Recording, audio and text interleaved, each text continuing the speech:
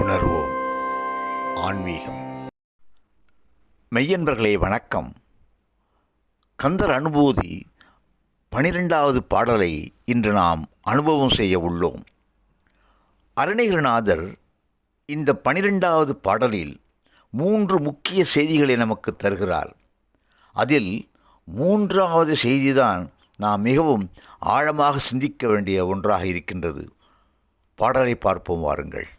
செம்மான் மகளை திருடும் திருடன், பெம்மான் முருகன் பிறவானிரவான், சும்மாயிரு சொல்லற என்றலுமே அம்மா பொருளொன்றும் அறிந்திலேனே என்று பாடுகிறார். அன்பர்களே, மான் வயிற்றில் பிறந்த வள்ளியை முருகன் பிறர் அறியா வண்ணம் கடத்தி சென்று விட்டதால் அவனை அன்போடு திருடன் என்ற சொல்லில் அவனை அழைக்கின்றார். அன்பர்களே, ஞானசம்பந்தரின் தேவாரத்தில் முதல் பதிகத்தில் வரும் 10 பாடல்களிலும் சிவபெருமானை உள்ளம் கவர் கல்வன் என்றே அழைக்கின்றார் ஞானசம்பந்தர். தோடுடைய செவியன் விளையேறி ஓர் தூவன் மதுசூடி, காடுடைய சுடலை பொடி பூசி என் உள்ளம் கவர் கல்வன் என்று பாடுகிறார். மேலும் விஷமக்கார கண்ணனை, அவனை போன்ற திருடனை, பொய் சொல்பவனை நாம் கண்டதே இல்லை என்றெல்லாம் நாம் பாடி மகிழ்கின்றோம். இவையெல்லாம் அருளாளர்களின் அன்பு மேலிட்டால் சொல்வதை நாம் பார்க்கின்றோம். அந்த வகையில்தான் அழகிய மான் வடிவிலே வந்த மகாலட்சுமியின் வயிற்றிலே வள்ளி பிறக்கின்றாள். அந்த வள்ளியை முதலில் வேடனாக வந்து, பிறகு வயதானவராக வந்து, யாரும் அறியாத வண்ணம் வள்ளியை அழைத்து கொண்டு முருகன் திருடி ஓடியதை அருணகிரிநாதர் சொல்கின்றார். செம்மான் மகளை திருடும் திருடன் என்று அழைக்கின்றார். அடுத்ததாக பெம்மான் முருகன் பிறவான் இரவான் என்று சொல்கின்றார். பெருமைமிக்க முருகன் ஆதியும் அந்தமும் இல்லாதவன், அதாவது தோற்றமும் அழியவும் இல்லாத மிக பெரும் கடவுள் என்று சொல்கிறார். அருணகிரியார் சொல்கின்றார், இப்படிப்பட்ட முருகன் என்னிடம் என்ன சொன்னான் தெரியுமா? சும்மா இரு சொல்லற என்பதன் பதம் என்ன, அர்த்தம் என்ன? மௌனமாக இருத்தல். அந்த மௌன நிலையை 3 வகையாக பிரிக்கின்றார்கள் சைவ சமயத்தினர். காட மௌனம், வாக்கு மௌனம், மனோமௌனம் என்று 3 வகையான மௌனங்கள் சொல்லப்படுகிறது. காட மௌனம் என்றால் என்ன? இந்த உடம்பை செயலற்று அசைவற்று எந்த வேலையும் செய்யாமல் இருக்கின்ற நிலை. வாக்கு மௌனம் என்றால் என்ன? வாய் பேசாமல் மௌனமாக இருத்தல். மனோமௌனம் என்றால் மனதை கட்டுப்படுத்துவது, எந்த சிந்தனையும் இல்லாமல் இருக்கின்ற அந்த நிலையை கொண்டு செல்வது. முதல் 2 மௌனங்களையும், அதாவது காட மௌனத்தையும் வாக்கு மௌனத்தையும் கூட நாம் வென்றுவிடலாம். ஆனால் இந்த மனோமௌனம் மிகவும் கடினமானது, வெல்வது அவ்வளவு எளிதல்ல. நமக்கு ஏற்படும் சிக்கலுக்கு மிகப்பெரிய காரணமாக இருப்பது நம் மனோமௌனம் என்பதை நாம் உணர வேண்டும். முருகன் சும்மா இரு என்றால் சோம்பேறியாக இரு என்றதாக அர்த்தம் கொள்ளக்கூடாது. அதாவது நிமிகற்ப சமாதி நிலை என்று சொல்லக்கூடிய அந்த ஒரு நிலை இருக்கிறது. அந்த நிலையை அடைய வேண்டுமானால் 8 விதமான அனுஷ்டானங்களை செய்ய வேண்டும். என்ன? யமம், நியமம், ஆசனம், பிராணாயாமம், பிரத்யாகாரம், தாரணம், தியானம், சமாதி நிலை. இந்த நிலைகளை ஒரு நொடிப்பொழுதில் அருணகிரிநாதருக்கு நம் இறைவன் முருகப்பெருமான் வழங்கியுள்ளான். அதாவது இந்த 8 நிலைகளையும் தாண்டிய பிறகு ஏற்படுகின்ற அந்த சமாதி நிலையில் நாம் இருக்கின்ற பொழுது நம்மை அறியாமலேயே நம் ஆன்மா பக்குவப்பட்டுவிடும். இந்த நிலையை ஒரு நொடிப்பொழுதில் அருணகிரிநாதருக்கு முருகப்பெருமான் வழங்கினான். இந்த வாய்ப்பு நமக்கு கிட்டுமா? எப்படி முருகா உன்னால் முடிந்தது? உன் பேராற்றலும் பெருங்கருணையும் என்ன என்று சொல்வது முருகா என்று வியந்து பாராட்டுகிறார் அருணகிரிநாதர். முருகா, எந்த ஒரு பயிற்சியும் இல்லாமல் என்னை ஒரே இடத்தில் அமரச் செய்தாய். எந்த ஒரு பயிற்சியும் இல்லாத என்னை என் வாக்கை கட்டுப்படுத்தும் அந்த கலையை கற்றுக் கொடுத்தாய்.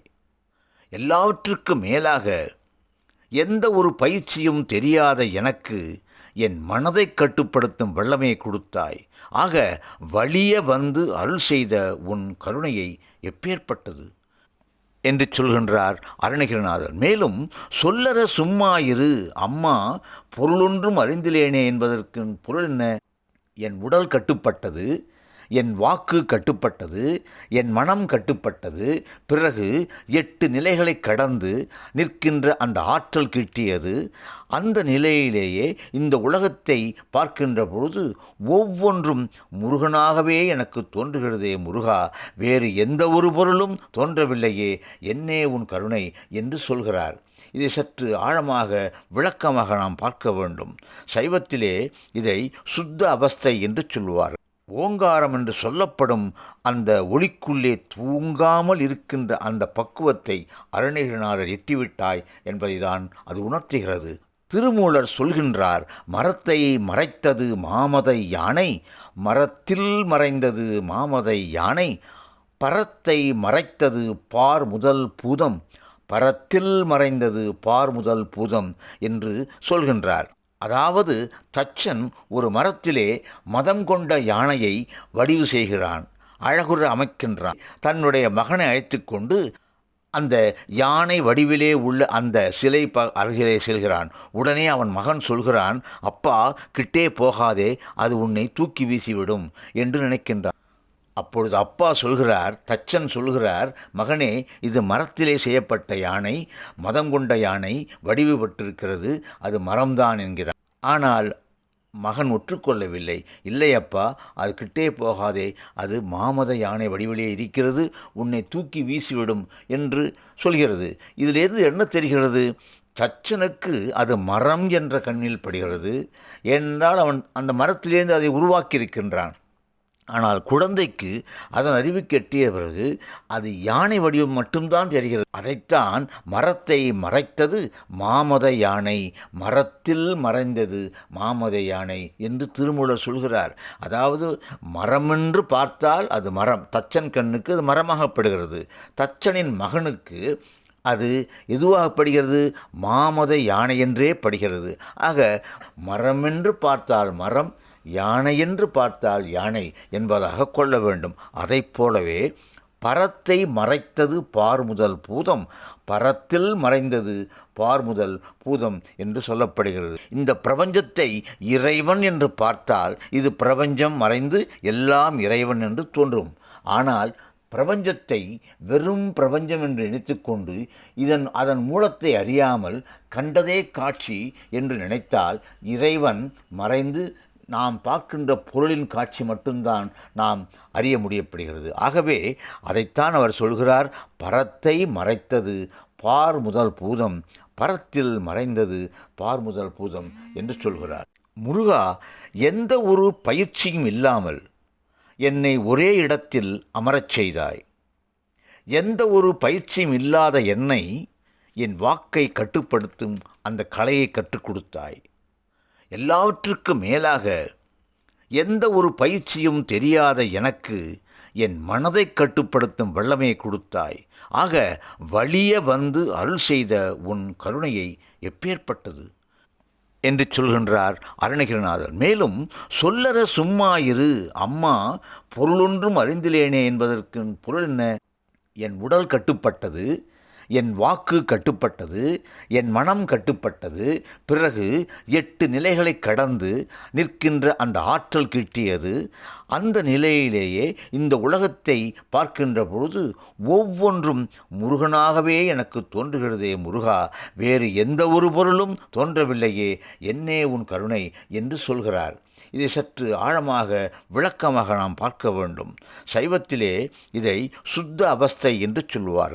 ஓங்காரம் என்று சொல்லப்படும் அந்த ஒளிக்குள்ளே தூங்காமல் இருக்கின்ற அந்த பக்குவத்தை அருணகிரிநாதர் எட்டிவிட்டாய் என்பதை தான் அது உணர்த்துகிறது. தாய் தந்தையே உலகம் என்று பார்த்தவர் விநாயகப் பெருமான். ஆகையால் தான் அம்மை அப்பனை சுற்றி வந்து கனியை பெற்றெடுத்தார். ஆனால் இந்த உலகத்தில் உள்ள அத்தனை பொருட்களிலும் இறைவனை கண்டார் முருகன். இரண்டும் ஒன்றாகத்தானே கருதப்படுகிறது. நம் தமிழ்நாட்டில் பழக்கத்திலே உள்ள ஒரு சொல், நாயை கண்டால் கல்லை காணும், கல்லை கண்டால் நாயை காணும் என்று சொல்லுவார்கள். கல்லை கண்டால் நாயகனை காணவில்லை. நாயகனை கண்டால் கல்லை காணவில்லை என்பதாக கொள்ள வேண்டும். அது என்னது என்று பார்த்தால், கல்லிலே இறைவனை வடிவமைப்பு செய்கிறார்கள். அப்பொழுது அந்த கல்லிலே இருந்து வருகின்ற பெருமான் அதை கண்டால் பெருமான் முதலில் தோன்றுகிறார். இறைவன் என்று பார்த்தால் அது இறைவன். ஆகவே தான் கல்லென்று சொன்னால் நாயகனை காணவில்லை, நாயகன் என்று சொன்னால் கல்லை காணவில்லை என்பதாக கொள்ள வேண்டும். கவிஞர் கண்ணதாசன் கூட ஒரு பாடலிலே உண்டென்றால் அது உண்டு, இல்லை என்றால் அது இல்லை என்பதாக சொல்லுவார். முடிவாக என்ன சொல்கிறார்? தவமாய் தவம் கிடந்து உன்னை மணக்க எண்ணினாள் வள்ளி, ஏற்றுக்கொண்டாய் முருகா, அதில் எந்த குற்றமும் இல்லை. ஆனால் எந்த தவமும் செய்யாமல் சிற்றின்ப வேட்கையிலே அலைந்த என்னை வலிய வந்து ஆட்கொண்டு என்னை சும்மா இருக்கும் அந்த அனுபவத்தை கொடுத்தாயே. அந்த அனுபவம் பெற்ற பின் நான் பார்க்கின்ற அனைத்திலும், இந்த உலகத்திலே பார்க்கின்ற அனைத்து பொருட்களிலும் உன்னையே தானே காண்கின்றேன், வேறு பொருள்கள் காணவில்லையே என்று அகமகிழ்ந்து உளமகிழ்ந்து சொல்கின்றார் அருணகிரிநாதர். இந்த பாடல் கருணையை வெளிக்காட்டுகிறது. உலகெல்லாம் இறைவன் நிறைந்துள்ளான் என்ற சைவ சித்தாந்தத்தின் அத்வைத கொள்கையும் நமக்கு சொல்கிறது என்று சொல்லி அந்த பாடலை மீண்டும் ஒரு முறை பாராயணம் செய்வோம் வாருங்கள். செம்மான் மகளை திருடும் திருடன், பெம்மான் முருகன் பிறவான் இரவான், சும்மா இரு சொல் அற என்றலுமே, அம்மா பொருள் ஒன்றும் அறிந்திலேனே என்பதாக முடிக்கின்றார் அருணகிரிநாதர் என்று சொல்லி இந்த அளவிலே முடிக்கின்றேன். வெற்றிவேல் முருகா, அரோகரா. நன்றி, வணக்கம்.